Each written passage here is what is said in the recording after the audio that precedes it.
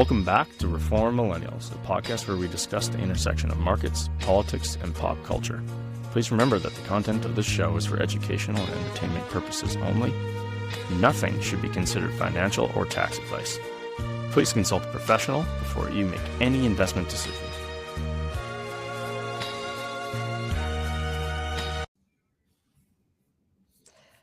Good morning, Joel. How are you? I'm really good, Mel. I listened to and finished up the Rick Rubin interview, and I'm still kind of just vibing from it a bit. It was I had so much fun listening to it on the way to finishing it off on the way into work today. I think anybody who knows who Rick Rubin is would know that he's a great storyteller and an incredible creative. But when you see this guy sitting on a chair, cross-legged across from another person who's sitting normally, you just know that he's going to be a different cat. And then his way of explaining his creative process I think would resonate with anybody. So to start today off, I am recommending everybody tune into the Founders Podcast and the David Senra interview of Rick Rubin, because it really changed my mood on the week. I know for sure, Mel, you would enjoy it, and I think others would too. With that in mind, I want to do a little bit of a recap of the last 2 weeks. It's been a minute since we've chatted, and I think three big things happened. Three meetings happened that are relevant to Canadians, Albertans, and more broadly the North American economy. So I think for me, a really big meeting that occurred was the Donald Trump, President Xi sit down that occurred last week. Donald Trump I think this was what set the tone for the meeting. He got to sit inside the presidential, I'm not sure how to pronounce this, but the Zhongnanhai portion of the building, which is an honor. Only 3 other sitting presidents have ever been invited into that room or into that portion of the building. And I think that Trump loves that kind of thing. Oh yeah. Oh yeah. That's special. And so interestingly, and I think that this is something that wasn't talked about a lot, was the fact that Donald Trump was completely different in that meeting and in his and how he approached that interchange. And for whatever reason, he was allowing Xi to do a lot of the talking, most of it. He was deferential and careful and thought about what he was saying. That's not the Trump that most people are used to. Usually he's kind of a gunslinger, shoots from the hip, says what he's thinking. And while the meeting itself didn't have a ton of deliverables, some of the things that they agreed upon in principle was they were going to buy a bunch of Boeing 767s, I think, or 37s, whatever. They agreed to some oil imports. They agreed on a bunch of beef imports. A lot of this was maybe, but it sounds as though that there's going to be some H200s, which is the 3rd generation ago chip from NVIDIA that could very well be sold to Tencent and Alibaba, which is kind of their 2 largest tech companies. It was a really big deal. Then the second of the 3 meetings I'm mentioning was the meeting between Mark Carney and Danielle Smith. They shook hands on what is shaping up to be a possible West Coast pipeline. There's an October 1st target. I need you to drive deeper into this, but it sounds like it's possible we could be up to 8 million barrels a day by 2030 in exports from Alberta. I think we're sitting very close to 5 right now. That's the goal. Yeah. I think that's a really big deal. And then I think what some folks are starting to miss was the multiple courthouse rulings and across the United States that were speaking and or ruling up or defending their counties against the build out of data centers. This is occurring everywhere. Texas, Florida, Ohio, Alberta. These data centers are unquestionably the most politically cancerous infrastructure that has ever been positioned in the history of North America. And these 3 meetings, I thought, over the last 2 weeks were some of the most important and influential meetings that have and will likely occur this year. And I want to kind of go through each one of them. Each one of them signals something different, but each one has a very large impact on our day-to-day lives, our economy, et cetera. So now I'm not calling a top here. When I start to tell you that there's going to be a bunch of regulatory headwinds for data centers, that is not me saying that there's going to be an end to this reality. But what I also want people to understand is that I also don't believe that this is like a 2007 or 2000, a moment prior to or a blow-off version of a looming recession or major bubble. I believe that pretty well everybody is trying to justify a period in time in which tells us that this party is going to end. And I don't believe that is true. I believe that this is categorically different. However, I do see the character of this market changing. And if you're really paying attention, you could feel it.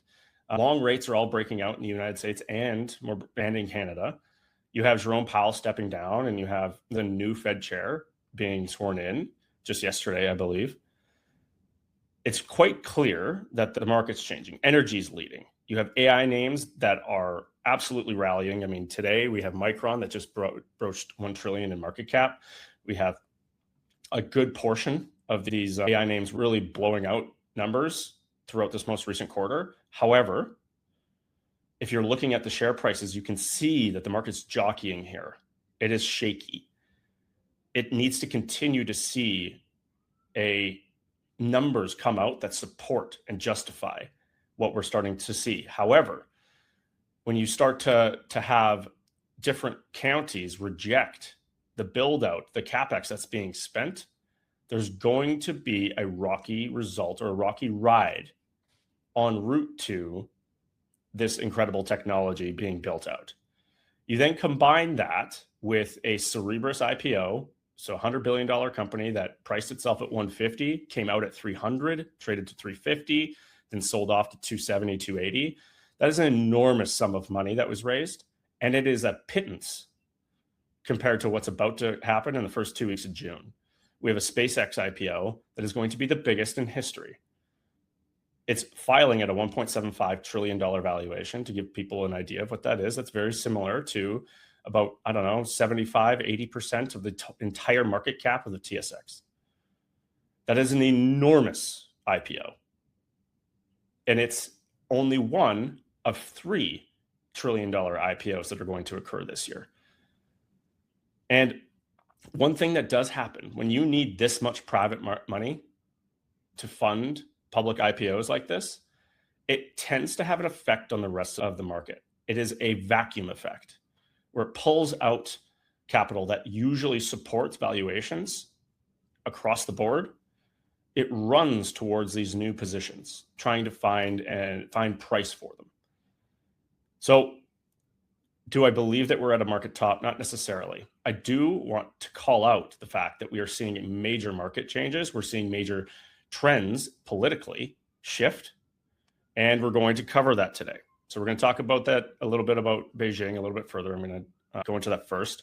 We're going to chat about the AI backlash, the IPOs that are rolling out, and then we're going to dive much deeper into the MOU. And I want you to really lay out the game plan here, because I do believe that this is Alberta's moment, the moment of the decade anyways, that is going to, I think, set the tone for what's about to occur for the next 20 years. So I want to go through that. Mel, to start, I'm not sure how much you paid attention to that Beijing summit, but I do believe it was important because it's the two biggest economies on earth. They've been at each other for the better part of 10 years now. And it felt as though Trump recognized the weight that meeting had. He brought or armed himself with all the major CEOs of his the Fortune 500, or even just big tech, et cetera. And it was as though he was showing some respect, but in the same way that he went to and met Putin in Alaska, and he brought his entire military with him, flew it above him when they went to go shake hands, made a real spectacle and imposed power. He knew, or at least this is the story that America is telling, that his power were his CEOs. It was his economy. It was what their consumer gave to the Chinese. And I don't think that was lost on Xi. A lot of the political media made it clear that they felt that was weak. But what I think Trump does well is he brings and shows his power. He doesn't hide it.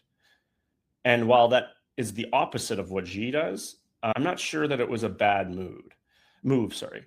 So what I want to get is perhaps what was your gauge on what happened there? Do you feel as though there was anything that had any sort of serious implications on Canada? And basically, what was your takeaway? Yeah, so I would say that the biggest takeaway that I have from this meeting, I mean, all of your points I'd reiterate, the show of sort of economic force, the way in which Trump does feel like he has a bit of an affinity for Xi in a way that he doesn't necessarily have for other political leaders. That was all very interesting to watch. But I think if we take a step back on some of this, if I look at what it's indicating about this changing world order that we're all talking about and paying a lot of attention to, one of the things that, in reading some of the coverage and some of the really smart analysis kind of crystallizes this really well for me is just the nature of what the global power arena is going to look like. And to me, it looks a lot like we are going to have a world where not a Cold World era, as we saw in post-World War II, where it was the Soviet Union and the US and this sort of, mutually assured destruction and tension in that way. There seems to be this sort of new chapter that we're entering into in the world as it relates to the United States and China of this sort of like mutual recognition. A really good foreign affairs article that we can link called it the new G2 world, basically, where you're never going to have the United States disrupt the trajectory that China is on. And China itself is going to have a really hard time dislodging the global prominence that the US has on several different levels. So there's this sense that these countries realize not mutually assured destruction, but they understand that each depends on the other for different reasons. And that's just a very interesting dynamic. The article rightly talks about the fact that this is not necessarily a politically palatable relationship to have with China for many people. And I, even on this podcast, have talked about how Canada's relationship with China in that way is and should be concerning to folks.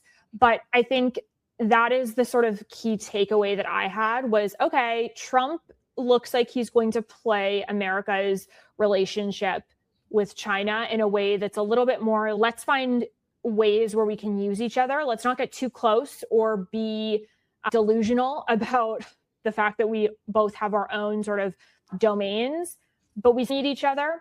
We don't have any intention to destroy each other, but we'd actually rather not spend our energy trying to convince each other we are going to. As long as we can both have our own realms, that's good enough for us, which I think is an interesting strategy. I think as it relates for our listeners to Canada, one of my concerns with the way that Carney has addressed Canada's relationship with China is how the US will interpret that and whether they would consider Canada having a closer relationship with China economically, which Carney has done on EVs and canola and other items, whether that would be another irritant for the United States. But following this summit, I'm left wondering sort of how Trump is going to interpret Carney's relationship there. It's not that I necessarily agree with Carney's approach there, but I think following this summit,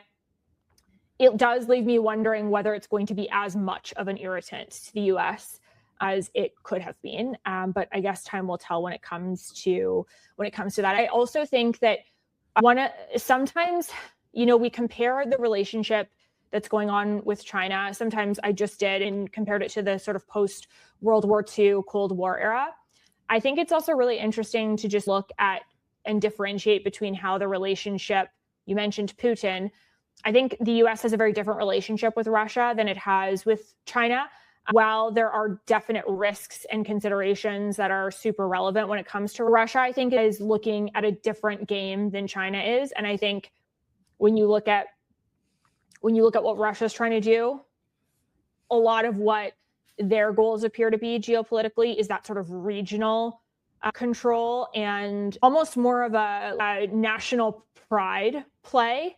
Not that is not also a consideration for China, but I think there's two different games being played here. And I think sometimes it's easy for us to say China and Russia and loop them into being the same relationship. But I think it's important to note that they are different. And even though we would sort of compare the dynamic with China to so the previous relationship with the Soviet Union, I think they are really different. So that would be, in a nutshell, what my takeaways were. I don't know if that tracks for you, but that's... I tend to agree. Interestingly, I felt as though his willingness to not be the alpha in the room was a signal. It showed that he was looking to make a deal more so than he was wanting to play to his base or win political points on a trip that I think meant more to him about actual practicality and getting something done rather than it signaling something.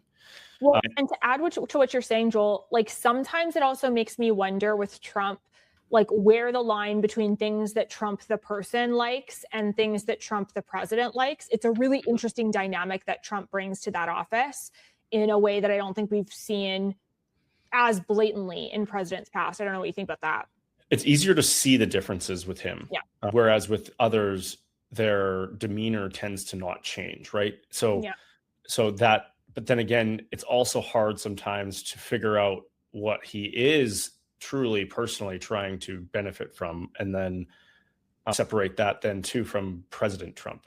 And the thing about Trump that's interesting is, or another thing that's interesting is that people often take him like literally, but don't take him seriously. And that I think often results in them having made bad decisions or calculus based on what he says. And that's a problem. So having a good take and a good sense of what he's really trying to accomplish is important. Everyone gets just terribly mad about the things that he says. They're taking him very literally, but they then don't take it seriously at all. And that's, I think, a failure on most analysts. And that goes for almost everybody. It is very rare to see somebody who's, oh, he said this is going to happen, right? From my point of view, honestly, the reports from on the media front from the Chinese, the statements issued aligned very closely with the statements issued from the United States. That is a major change between the two. Often it is complete opposites. So that does lean towards likely truth telling. And it seems as though they got along. Big change of tone and pace from previous. I think that is a big reason why today we have, or over the weekend, you had Donald Trump who missed his son's wedding just so he could negotiate or try to negotiate a deal with Iran. Interestingly, I think that I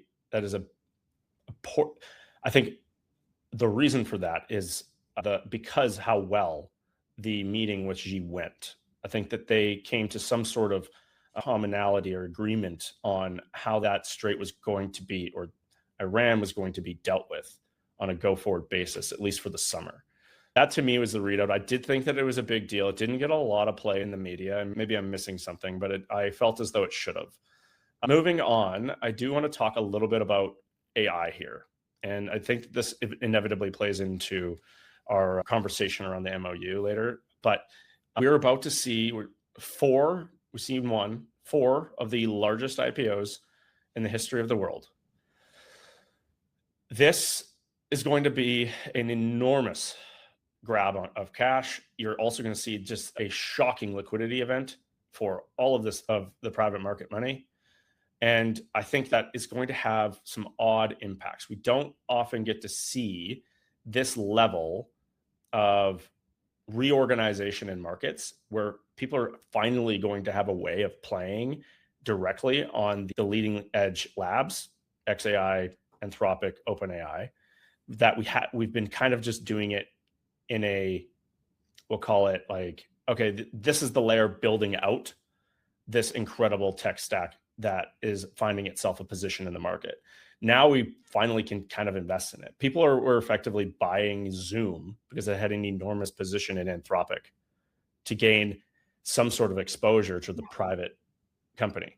So this is going to have a big, I think, character changing impact on markets going forward. And I'm going to be paying a lot of attention to this. I do believe that you're going to see some major volatility through the summer because of just the jockeying of markets that will occur as a result of this.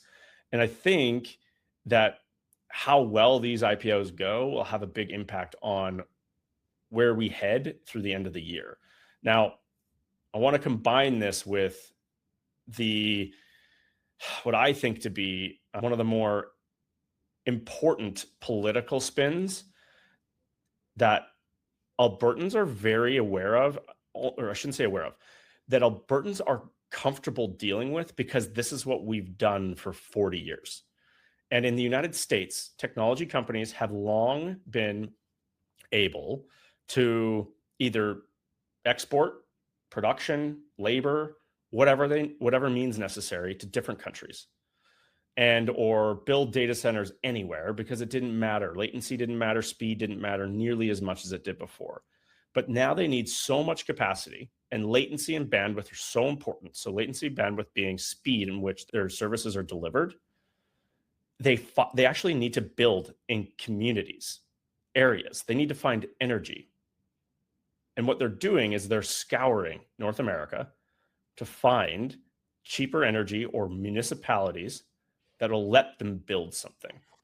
And does that not sound an awful lot like a pipeline problem that Alberta has had for the last 4 decades?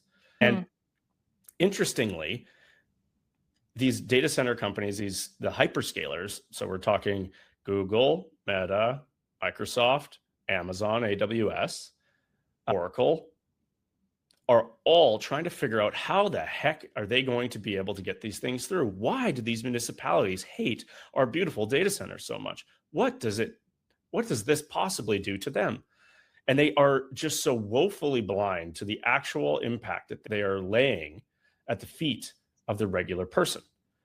And what's so funny is that they are now going to find themselves in this scenario where they now need to figure out a way to get massive infrastructure built through areas that just don't care about the information revolution or the knowledge revolution or AI. They actually view this technology as being displaced, that it's going to displace them, that it's going to take their job away. It's going to make them poor and it's going to put them on the street. So if you were to go and ask both sides of the aisle, Republicans and Democrats, I mean, in Canada, the left and the right are equally against this infrastructure to the tune of 73% of voters don't want it. It is the most hated topic in politics. And this poses major problems.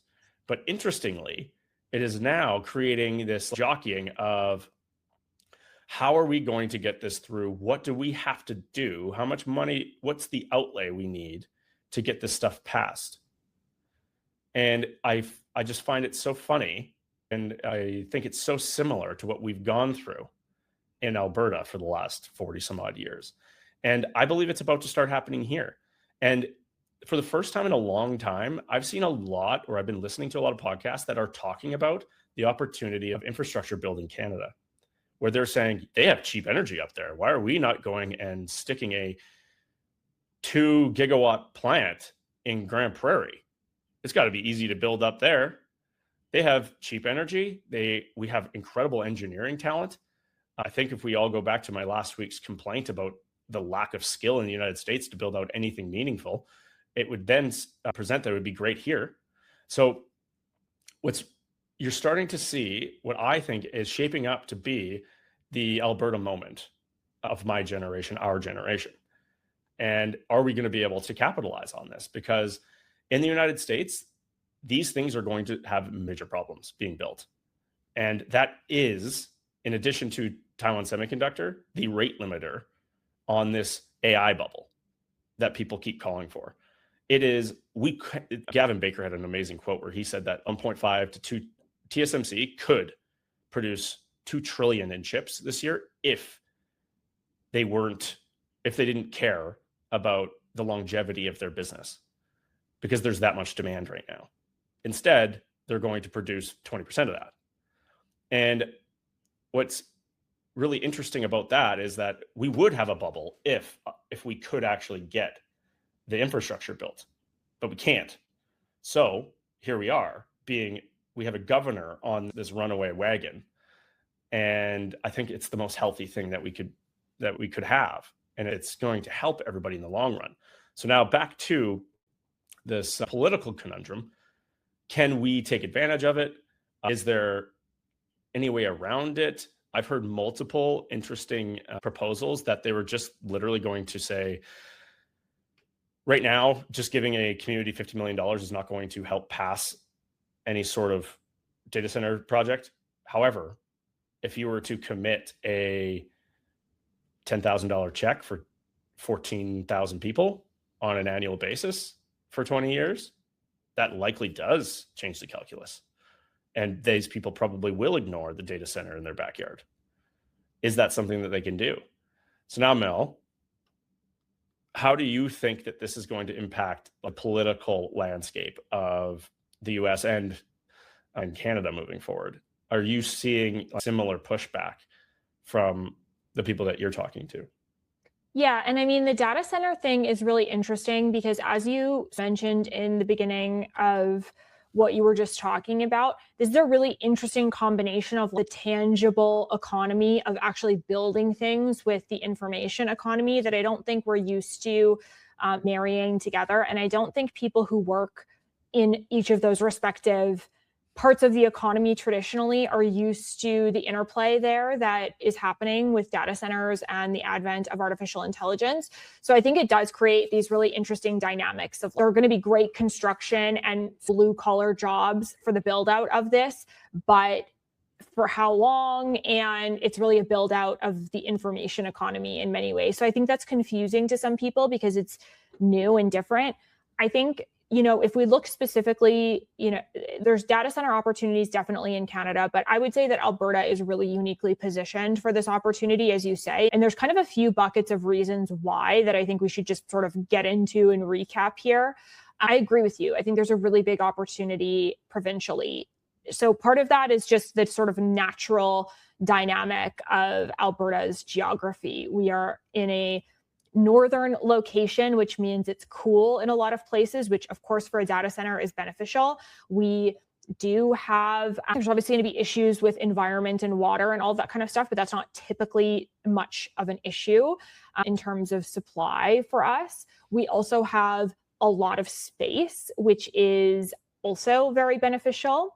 And I would say, that's our sort of natural dynamic. But when we get into the regulatory environment of Alberta, Alberta has a deregulated electricity system where private generators can decide that they're going to build power generation. And then that creates a lot of opportunity for, power purchase agreements between these data centers and people who produce power and all that kind of stuff, which doesn't happen in a system where the government owns the generation resources. So that's a really important aspect that Alberta offers. But there are, some considerations there. Alberta is currently rolling out a restructured electricity market because there are concerns because transmission, so getting the power from the generation source to where it's being used has traditionally been a public expense. And so as we have more people generating and building things here, there's been a rework and a shift on where those costs are going to fall because, before Alberta started introducing these changes, it would fall on the ratepayer, which does make it more expensive to access power. So there's all those dynamics there as well that are kind of getting into it. I think it's also, one of the things that is very interesting is how also Canada treats like foreign ownership of land and investment coming from outside of the country on these things, which is another sort of regulatory hurdle that some people do have to go through. But I think when it comes to beyond the sort of natural resource land disposition, the regulatory environment, the cultural environment is also very interesting as well, because I think that because everybody knows that these data centers are feeding into the tech ecosystem, I do think that there's a little bit of a perception that this is a kind of sort of eat the rich target. Like it's all multi-billion-dollar companies largely that are most excited about this. And I think people haven't gotten over the pill that they think they're swallowing by allowing these multinational billion-dollar companies to get richer. But I think, and we've been talking a lot about this in this podcast, and I hope that the message is landing, I think there are downstream positive benefits to society for some of this build out, not just on the infrastructure play and in building that infrastructure out and that investment, but in the way that AI is going to fundamentally shift every part of the jobs that we do, blue collar, white collar, and everything in between. So I think it's, again, this common thread we've been talking about for weeks is just the unfamiliarity with what this means that makes people nervous. But Alberta is well positioned for all those reasons.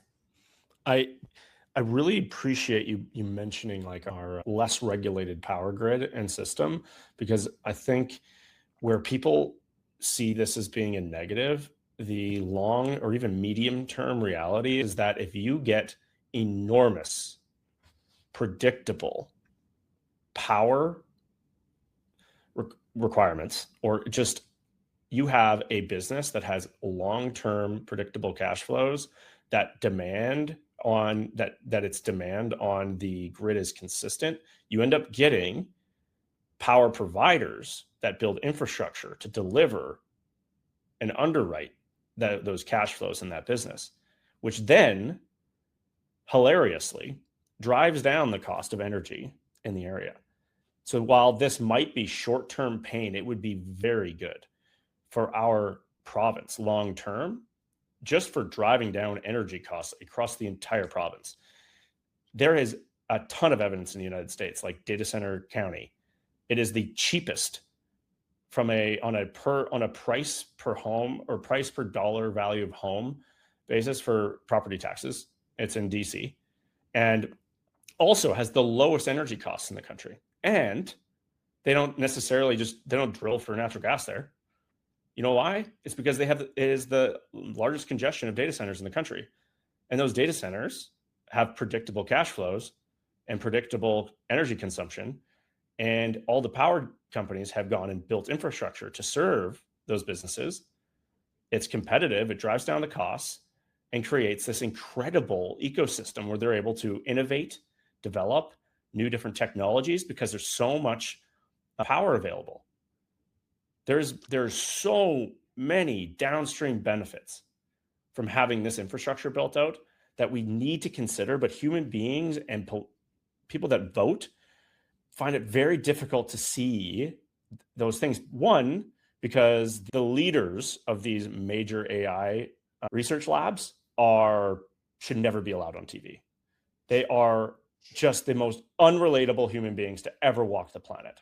Which CEO? This is Palantir, so it's like slightly different, but Alex Karp, who's saying that neurodivergence are the future. It's like we can tell because every time one of you neurodivergent people comes on TV, we always are like, okay, we don't totally understand what you're saying, which no shade against neurodivergent people. I'm also neurodivergent, but yeah, it's quite interesting because these are just different types of CEOs than we're used to seeing. It's just like Dario Modi is the Anthropic CEO, and he keeps on telling everybody that the world's going to end because of his technology, and he's the only one that can wield it to protect everybody because he's this, I don't know, like ever-present being who will only do right by the world. And it's just, they're all also unrelatable and nobody trusts them. You have Sam Altman, who the OpenAI CEO, that is just like a not very lovable character. And then you have Elon Musk, who is the most polarizing human being outside of Donald Trump on the planet. And then you've got, as you mentioned, like the Palantir CEO of Alex Karp, who can't sit still in an interview. He's standing on his chair and yelling at people. You have folks that nobody actually relates to. These are people that have never been inside of a grocery store this decade. And you're assuming that they then are going to do good things. They need to stay off television. And the reality is that if you just think about the downstream effects, I can say, as someone who grew up in Fort Saskatchewan and Sherwood Park, that having refineries in your backyard is the greatest gift to a community that you could possibly ask for. I have moved outside of the Strathcona County into the city of Edmonton that doesn't have refineries. How are those tax bills treating you? Oh my gosh, my taxes are high. And so to just then expand that across the entire province, if we had a 35% reduction in property taxes, people would be so much wealthier because of it. We'd have better delivery in terms of outcomes for all of our municipal infrastructure. You'd have so much more money to pay to have nice things. And I come from the wealthiest community in Alberta, I think. I think that's probably accurate, or at least one Strathcona of them. County is definitely Top up three. there. Yeah. Top three, let's say. And then I've moved to one of the poorer cities in the country, in the province, and the tax and municipal infrastructure is shockingly different, and we're 15 minutes away from each other. Yeah. So I actually want to build on this point. I think it could dovetail into what we're going to talk about with the MOU as well, but I want to just introduce it here. This is the challenge that I think Canada and Canadians and voters have when it comes to making decisions about how we think about what's going on. I often talk about this idea of Maslow's hierarchy, and I think we make the mistake in politics of thinking that we vote in a discrete way. You want this person or however many choices there are on the ballot, and it's a yes, no, this, not that kind of choice. But we fail to interpret the ways in which policy decisions are happening on a continuum, and it's a system of trade-offs versus this or that. It's both and some of where I think, people that come from and if you're a data center enthusiast or the most hardline environmentalist out there, the solution for these policy quandaries and questions is somewhere in the middle. And it's not a matter of let's just go hard on this opportunity and not care about the environment, or let's, only care about the environment and block economic growth. The problem that I think Canadians have had is that we really had the luxury of not having to make those trade-offs ourselves. We have a government that just makes them and stands behind the decisions, and we don't really know how the sausage is made when it comes to that. But human beings are the individuals and entities that make up these government decision-making bodies, that make up companies, as you've said. Human beings are designed to maximize their utility, meaning they're designed to maximize their ability to be happy and live a good life. And we do need to recognize that means something different to every person. And we live in a free society, so thank goodness that it can. But fundamentally, we have to be realistic about how the sausage is made on these types of things and what is actually required as inputs to live the lives that we want. And I think we just need to be a little bit more self-reflective on the fact that it is not a good trait. Human evolution is such that human beings that have sought to maximize their ability to stay alive and live a good life are the ones that survive. And if we're going through a period of extreme change, I'm being a little hyperbolic here, but we can't make decisions that are divorced from the reality of how we maximize utility as a society.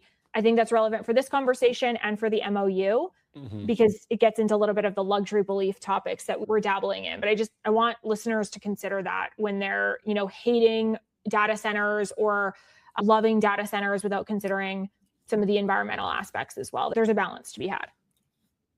So would it be fair to frame it as caring more about the environment than economics is a position you can only afford when someone else is producing the energy you're using? This is a luxury belief we've held for a while now. We have long gone down this road as a country, and more broadly we'll call it progressive Western society. And we now have a new technological innovation that is demanding of us a change in our mental framework of the economics of energy, because 20 years ago, when it was, we'll call it the new World Economic Framework for we'll call it the environmental impact of carbon, et cetera, was starting to be proposed. It was believed that we were going to stop at 100 million barrels or 120 million barrels, or 140 was going to be peak. That is all being blown out the door. And that is also in the wake of incredible innovation around solar that is making up for this belief that we were going to have no more increased demand for energy, that we were going to no longer need it. And I've read where are our flying cars multiple times, because this hammers on the point that when you think about the Maslow hierarchy of needs, what delivers our standard of living at its very base is energy, period. End of story. Always has been, always will be. It is the basis of our society. It's the basis of food, shelter, everything. And if we do not take this seriously, we are just making a choice that the environment is more important than our lives and than our happiness and our standards of living. So maybe that's true if we believe that the world's ending. But I do think that we need to change our framework, our marketing of this. I believe that the AI CEOs of the leading labs have all failed. They've lost. It's over. Game over. They need to find a new path forward. They can't just build things because they are technology gods. They've lost the political game. There's absolutely zero chance they're changing public perception from here. So now they need to find a path forward. What is that path forward going to be? I think it's going to be checks and mailboxes. Now, moving on to the MOU that was signed, Mel, you had untangled my brain last week. I had all the incentives all rat nested up in my head, thinking that this was for sure a positive something for the private markets, but it's not. It's expected that by October 1, we're going to have a West Coast pipeline. It's targeting, again, I'm going to just resettle on a few of these things. An 8 million barrel per day by 2030, up from 5. 12 trillion in estimated economic value that's sitting in the ground right now that we believe to be there. And it's clear that there's a ton of inflation still stuck in our markets here. This all seems like something we need to do. The number one headline inflation contributor continues to be rent and energy prices. We need to get them down. But there is this great valley of death that we have to get through. And that is the time between shovel in the ground and first oil out. Because the economics don't make any sense until then. And the political red tape and the hurdles that need to be jumped and the capital call required is enormous. You can't just have this $50 billion outlay in CapEx without any sort of certainty. So we have a bunch of stuff to deal with. We have this agreement. We think it saves a bunch of money, apparently. We have a competitiveness problem, but we also have separation referendum that's, I think, coming in October. We have a pathways project that is a requirement. We have Indigenous rights and land rights that need to be dealt with. We have a BC that makes no sense, a neighbor on the left, and then we have a neighbor to the south that is proposing things. What's going on? Can you clean this up? So I think that this entire matrix is best understood if we can understand what the goal should be if we actually want to capitalize on this economic opportunity. I'm not talking about the politics of it. We'll get into the politics of it. You've got Indigenous communities, Canada, Alberta, British Columbia, all of these different stakeholders involved in the politics. But fundamentally, what we are looking at right now is how do we increase production of oil and gas? There is a step back on many different elements that we can get into when it comes to this, and we can get into all the different sub-steps, but this is what it is fundamentally about, increasing production. And if we look at who we need to help increase production, we obviously have governments, we have Indigenous communities and other stakeholders, and we have private industry. As it relates to the Canada-Alberta MOU and the announcement that we had a couple of weeks ago with Prime Minister Carney and Danielle Smith on an agreement on the industrial carbon price, this agreement is an important step. And I think that industry would probably agree that where we are right now gives industry more clarity on what the regulatory and economic landscape is going to look like. And clarity is, of course, a very important aspect to making investment decisions. But there is another C word, which is competitiveness. And part of industry's concern that they have expressed following this announcement is the fact that they don't face an industrial carbon price like this in any other jurisdiction. And while brownfield projects and investments that we currently have will probably be fine. The economics on greenfield investment, so new pipelines, new infrastructure to, again, if we're driving towards the same point of increasing production, there's only so many barrels per oil that can flow through existing infrastructure and come out of the ground with existing facilities. So if we actually do want to drive towards increasing production, we are currently in a situation where industry may not have adequate incentives to invest in that greenfield infrastructure. And so you get to this sort of standoff between, the Pathways project is contingent upon the pipeline and vice versa as part of the Canada-Alberta MOU. And it's who's making the next move when it comes to building these things. So I think that's part of what is missed in all of this. We absolutely should acknowledge that Mark Carney's actions have put Alberta in a better place than Alberta has been in a long time. His government has done a lot to, remove the planned oil and gas emissions cap, the clean electricity regulations. We've got equivalency agreements on federal methane emissions. The industrial carbon price agreement is now going to be lower than it was targeted, though the effective price is going to be higher, which is like when we start to get into the weeds on it. But there's no question that Mark Carney has done a lot of positive things. The question really is, if we were here in 2015 and we moved way further to the other side in 2025, Mark Carney has moved Canada here, not here, to the ideal investment position. And for those who are listening, we had a Liberal government that did quite a lot of things that made it more difficult for industry to invest. And while Mark Carney has done a lot to backtrack on those things, he hasn't eliminated those things to the point of industry feeling that they are in peak competitiveness in Canada.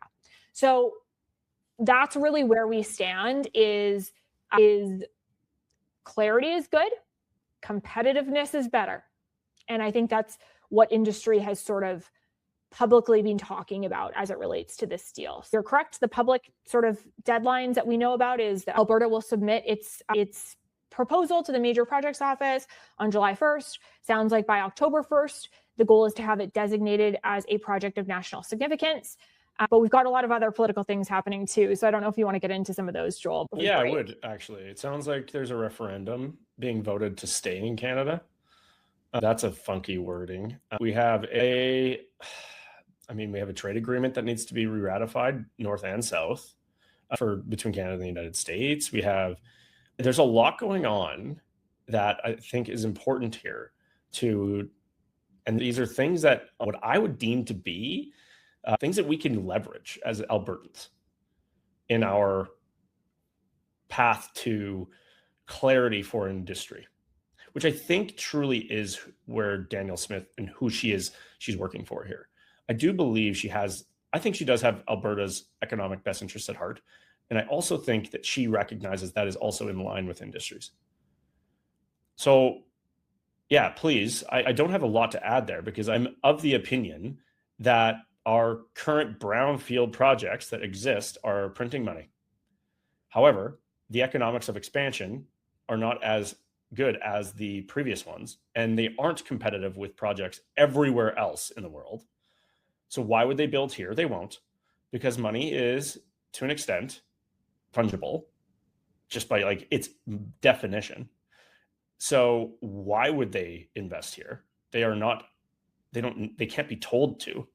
It'll just flee and go somewhere else. So yeah, I'd like to get your thoughts on how the summer shakes out and how these other political issues contribute to that. Yeah, I can't speak directly to what industry is thinking about separation. I can't imagine that separation is a good thing for investment certainty. And so I would encourage Albertans who feel lost and like we are in a place where there's actually no way to continue within Canada, I would say, please consider the fact that if we left Canada, we would not be in a better situation when it comes to building infrastructure. No. So I would just say if that is your primary reason for wanting to separate, or that problem is not solved, hopefully I don't get a bunch of online hate from the separatists, but it's true. I understand where some of these folks are coming from. I am not a separatist. I'm a federalist. I will be voting to stay in Canada in October proudly, and I encourage other folks to do so as well. But really, when it comes to the federal government, that still has significant control and levers on Alberta when it comes to designating a potential West Coast pipeline as a project of national significance that is supposed to be coming out on the 1st. The referendum is on October 19th. I would say that if I'm the federal government, I am going to ensure that if I'm going to designate a project of national significance, that project would still be in our nation should some of these conversations unfold.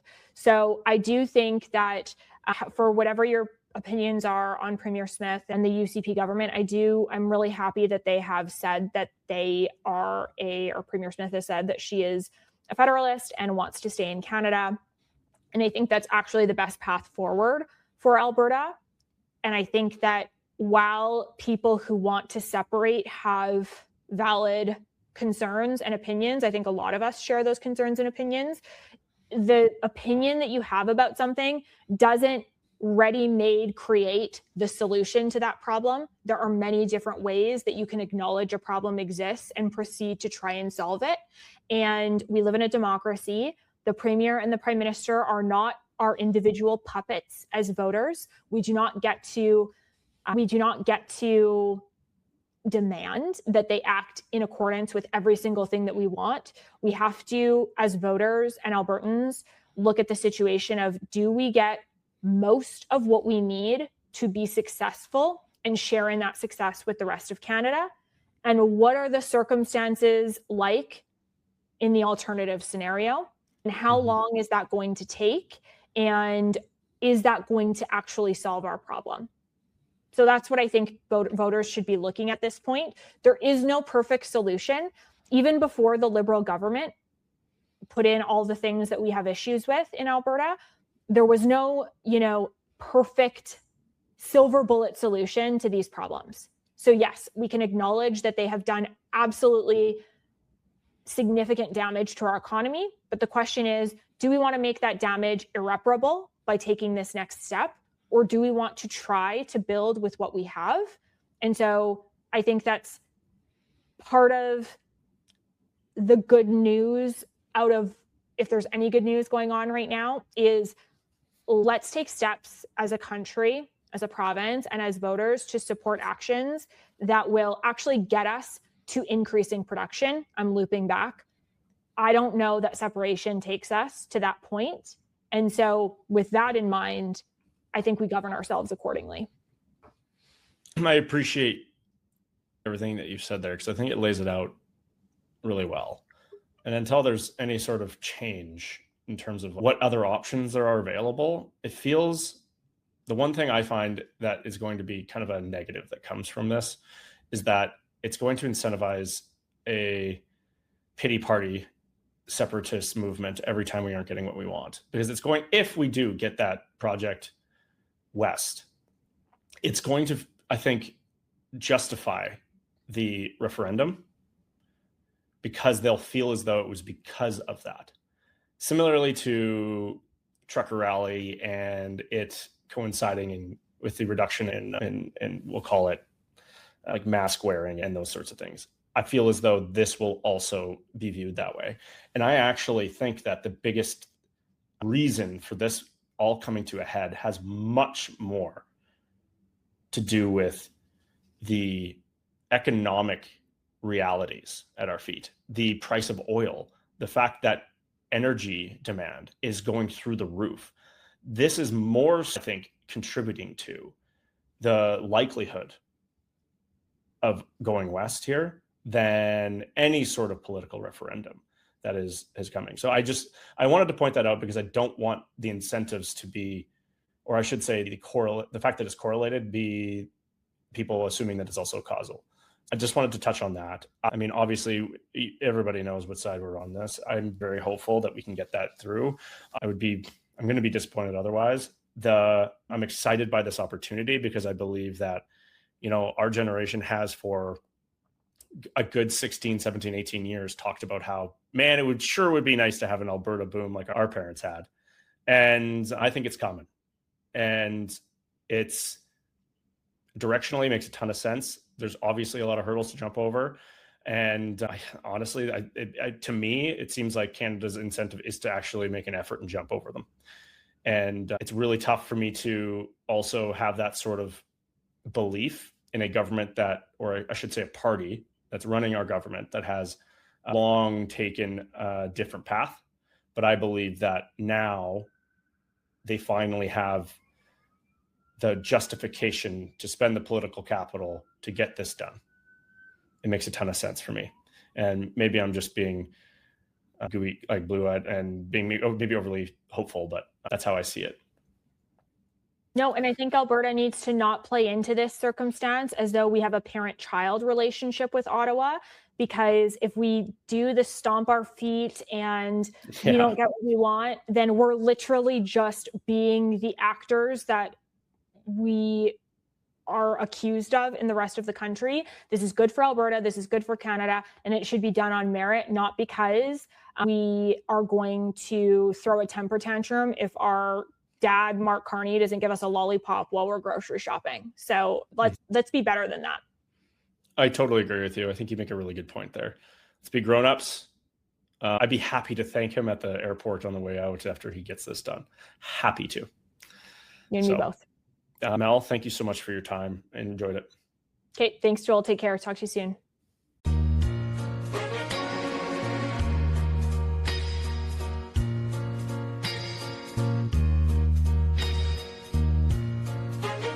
That's all for today. Thanks for listening. If you found this valuable, please subscribe and share it with a friend. As always, the information on this podcast is for educational purposes only and should not be considered financial and/or tax advice. Please consult a licensed professional for your own personal situation. Joel is a registered portfolio manager and investment advisor, and clients of his and his firm may own securities discussed on this podcast.